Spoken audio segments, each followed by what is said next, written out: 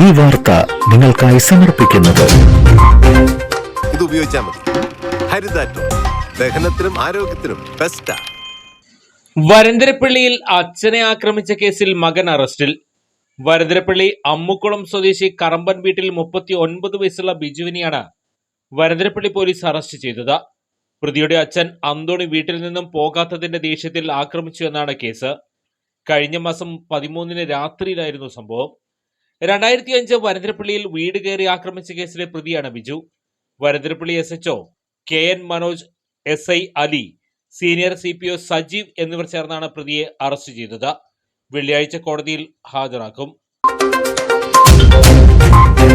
ചിലതൊന്നും ചിലർക്കങ്ങോട്ട് ദഹിക്കത്തില്ല. ഇത് ഉപയോഗിച്ചാൽ മതി.